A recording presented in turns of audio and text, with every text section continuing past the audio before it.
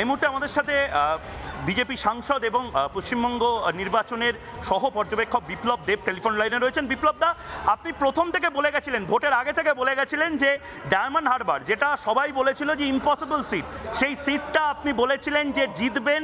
শুধু তাই নয়, ফলতাও জিতবেন, কারণ সেখানকার মানুষ জাগরণ হয়েছে। আপনি ছোট ছোট আমি দেখেছি 200-250টা মিটিং করেছিলেন। আপনার কথাই তার মানে মিলে গেল? হ্যাঁ, দেখুন, ওখানে তৃণমূলের তো আর নেতা নেত্রী নেই। সেই গুন্ডাদের নিয়ে, ওনার ভাইপো গুন্ডাদেরকে নিয়ে একটা অ্যাসোসিয়েশন বানিয়েছিল। তার মধ্যে ওকে বানিয়েছিল ওখানকার মানে গুন্ডার সর্দার। তো স্বাভাবিকভাবে ওই যে সিট সমীকরণ হিসাবে মাত্র 25%, 27% মাইনরিটি, ও সিট কিভাবে যেতে পারে? তো মানুষকে ভোট দিতে দেয় না মানুষ। আমি যখন গিয়েছি বলতে, স্যার 17 বছর যাতে ভোট দিতে পারি না। কমিউনিস্টের সময় থেকে শুরু হয়েছে, এই 15 বছর তো আমরা বাড়ি থেকে বেরোতেই পারি না, ভোটই দিতে পারি না। তো ভোট দিতে দেয় না। আপনি এত কিছু করার পরও সেখানে ভিতরে ঢুকে সেখানে প্লাস্টার লাগিয়ে সেগুলোকে, মেশিনগুলোকে বিজেপির যেখানে ভোট দেবে সেখানে বন্ধ করে দেওয়া হয়েছে, এবং ইলেকশন কমিশন সমস্ত সচক্ষে দেখেছে, দেখার পর সেটা সিদ্ধান্ত নিয়েছে। তো স্বাভাবিকভাবে তৃণমূলের কোনো কিছু ছিলই না। গুন্ডামি আর সেই পুলিশকে দুরুপয়োগ করে, তাদেরকে প্রেসার করে সেগুলো করা হতো। আজকে মানুষের জয় হয়েছে পশ্চিমবাংলাতে। আমি আপনাদেরকেও ধন্যবাদ জানাই। আপনারা অনেক লড়াই করেছেন।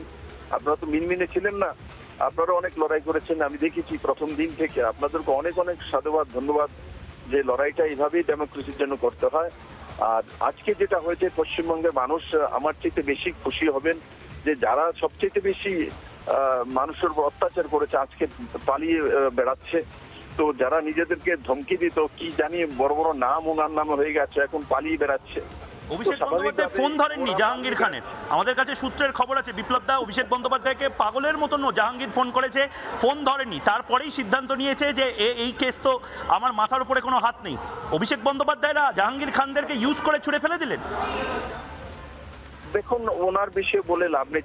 যেই নামটা বললেন, ওনার তো কোনো দায়িত্ব ছাড়া, দায়িত্ব কাণ্ডজ্ঞানহীন পদে ছিলেন। তো যার কোনো দায়িত্ব নেই, তার উপরে কে নির্ভর করতে পারে? আজকে তো পশ্চিমবঙ্গের যেই গুন্ডারা ওনার সঙ্গে ছিলেন, এরা বুঝতে পারবে ওনার কাছে তো কোনো দায়িত্বই ছিল না। দায়িত্ববিহীন জ্যাক প্লাস, দায়িত্ববিহীন চিফ মিনিস্টার, দায়িত্ববিহীন সবকিছু।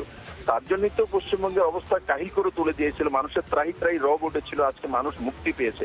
বাংলায় বিজেপি জিতেছে, সেটা বড় কথা না, মানুষের মুক্তি পেয়েছে। এবং এদের গুন্ডাদের কাছ থেকে আমি আশা করি শুভেন্দুদার নেতৃত্বে ভারতীয় জনতা পার্টির যারা মন্ত্রী আছেন, আমাদের সংগঠনের লোক আছে, সবাই মিলে পশ্চিমবাংলাটাকে একটু সুন্দর শক্তিশালী পশ্চিমবঙ্গ বানাবে।